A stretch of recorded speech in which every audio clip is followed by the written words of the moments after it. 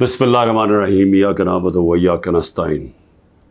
میرے پاکستانیوں، میں ابھی رات کے تقریباً 12 بجنے لگے ہیں، تو میں آپ کے سامنے صرف مختصر بات کرنا چاہتا ہوں، اور وہ بات ہے یہ جو سارا توشہ خانہ کا ڈرامہ چل رہا ہے۔ تو میں یہ واضح کر دوں کہ یہ ضروری آپ کا سمجھنا ہے کہ یہ توشہ خانہ یہ ہے کیا۔ یہ توشہ خانہ 70 سال سے ایک ہی قانون بنا ہوا ہے توشہ خانہ کا، جو جس کو بھی تحفے ملتے ہیں 70 سال سے، چاہے prime minister, president, minister, army chief, وہ ساروں کا ایک ہی قانون ہے۔ اسی قانون کے مطابق جو بھی توشہ خانہ سے میں نے چیزیں لی اس قانون کے مطابق چلا۔ اب یہ کیس جو توشہ خانہ کا چلنا شروع ہوا، یہ آپ کو سمجھنا چاہیے کہ اس کیس کے اوپر، یہ توشہ خانہ کیس کے اوپر میرے گھر کے اوپر حملہ ہوا۔ 4 دن پہلے پولیس پہنچ گئی کہ جی آپ نے وہ توشہ خانہ کا ایک میجسٹریٹ کے سامنے کیس سننے جانا ہے۔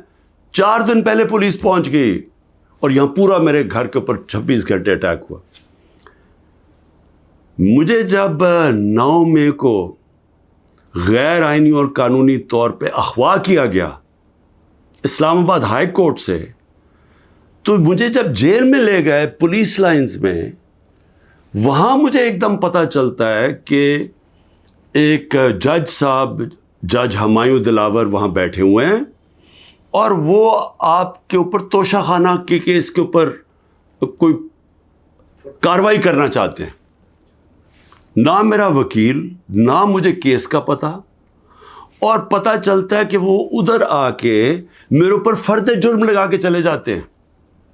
فرد جرم لگا سکتے ہی نہیں جب تک کہ میرے اوپر، جب تک مجھے پوری طرح بتایا نہ جائے کہ وہ ہے کیا، میرے سامنے فرد جرم لگتا ہے یا میرے وکیل کے سامنے۔ جب ہمیں یہ پتہ چلا، اس سے اگلے دن ہم نے ریکیوزل کا کہا۔ ہم نے کہا جی ہمیں ان جج صاحب سے جس طرح انہوں نے کارروائی کی ہے، ہمیں کوئی انصاف کی توقع نہیں ہے۔ یہ 11 مئی کو ہم نے کیا۔ اس کے بعد بہرحال ایک پورا سلسلہ چلتا رہا جس میں یہ واضح ہوتا گیا کہ ایک پلان بنا ہوا ہے کہ توشہ خانہ میں عمران خان کو ڈسکوالیفائی کرنا ہے۔ مجھے ایک سوال دیے گئے، 35 سوال دیے گئے، کویسچن جج صاحب نے کہ جی ان کے جواب دو۔ محرم کی چھٹیاں بھی تھی، خیر ہم نے بڑا زور لگا کے اس کا جواب تیار کیا۔ میں نے کوئی 1 گھنٹہ عدالت میں کھڑے ہو کے کل سارے سوالوں کا جواب دیا۔ انہوں نے 2 کوئی گواہ رکھے ہوئے تھے، سرکاری گواہ۔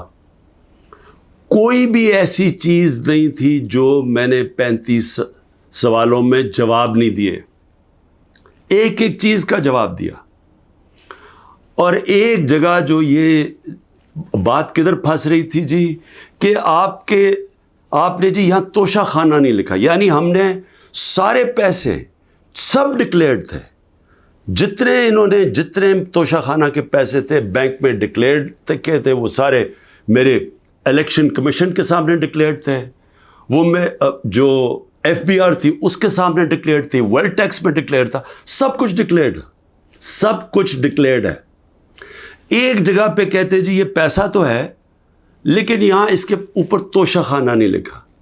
اب یہ میرے اکاؤنٹنٹ نے بھرا ہوا تھا، 40 سال سے میری وہی اکاؤنٹنگ فرم ہے۔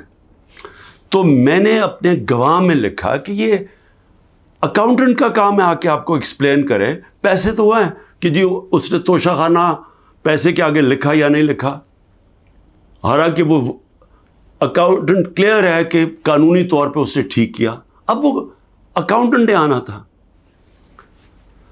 آج پتہ چلتا ہے جج صاحب کہتے ہیں جی 1 گھنٹے میں گواہ کو پروڈیوس کرو۔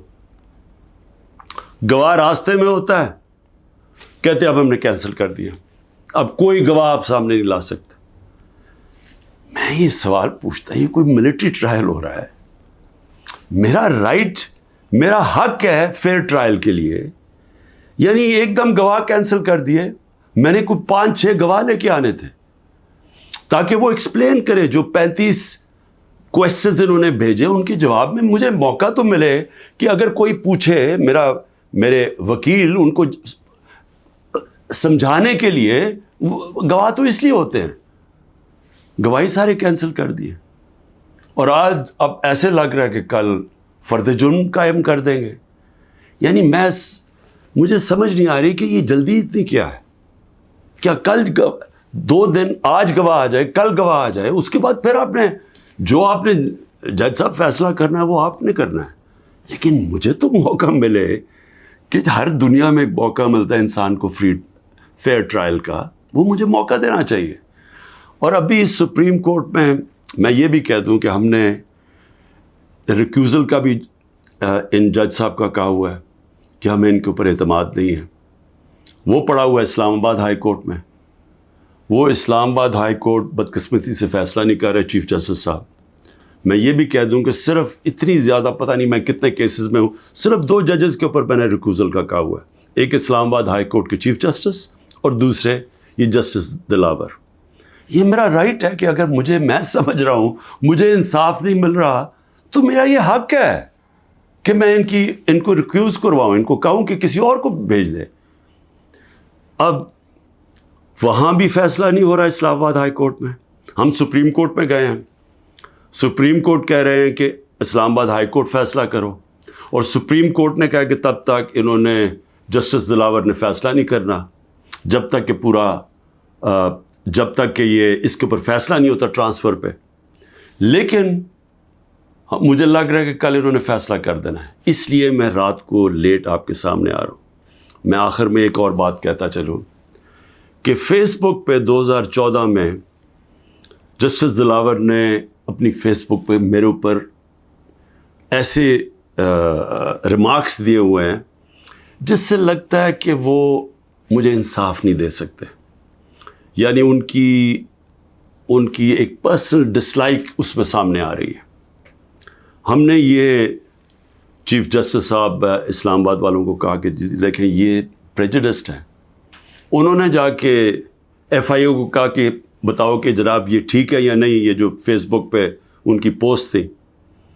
ایف آئی اے نے وہ چیک کر کے کہ کیونکہ وہ ڈیلیٹ کر چکے تھے پوسٹ، انہوں نے واپس کہا دی وہاں تو پوسٹ ہی نہیں ہے. دیکھیں بڑا آسان کام ہے. اگر آپ اس ملک پہ انصاف چاہتے ہیں، میں چیف جسٹس صاحب اسلام آباد آپ کو بھی کہتا ہوں اور ایف آئی اے آپ کو بھی کہتا ہوں، ایک فیس بک کو ایک صرف لیٹر جانا چاہیے آپ سے، ایک ای میل کریں کہ یہ کیس ہو رہا ہے. 90 دن تک ان کے پاس ریکارڈ ہوتا ہے. اگر آپ ڈیلیٹ بھی کر دیں کوئی پوسٹ تو 90 دن تک فیس بک کے پاس اس کا ریکارڈ ہے. صرف ایک ای میل کی ضرورت ہے، پتہ چلوا لیں کہ کیا انہوں نے جو واقعی انہوں نے پوسٹ کی تھی یا انہوں نے نہیں کی تھی. آدھے گھنٹے میں سارا اس کا پتہ چل جائے گا کہ کیا جسٹس دلاور نے واقعی وہ میرے اوپر جو بڑی ان کا مائنڈ شو کرتا ہے کہ وہ شاید میرے سے انصاف نہ کر سکیں، وہ پوسٹ میں ریفلیکٹڈ ہے. پتہ چل جائے گا کہ ہے یا نہیں ہے.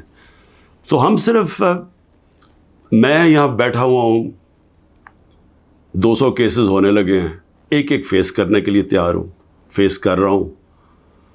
پچھلے 2 مہینے میں 350 عدالت میں کیسز کے اندر میری پیشی ہو چکی ہے. 350، یہ بھی ریکارڈ ہے. میں آگے بھی تیار بیٹھا ہوں، لیکن صرف یہ چاہتا ہوں کہ انصاف ملے. اور انصاف ملنا کوئی مشکل کام نہیں ہے. اگر صرف مجھے یہ موقع دیا جائے کہ اگر میں یہ سمجھتا ہوں کہ کوئی جج میرے سے انصاف نہیں کر رہا تو یہ میرا حق ہے کہنا کہ جی ٹرانسفر کر دیں کیس کسی اور جج کو. تو میں ابھی بھی امید رکھتا ہوں کہ کل فیصلہ کرنے سے پہلے اسلام آباد ہائی کورٹ اور سپریم کورٹ میری بات سنیں گے تاکہ مجھے فیئر ٹرائل مل سکے. شکریہ.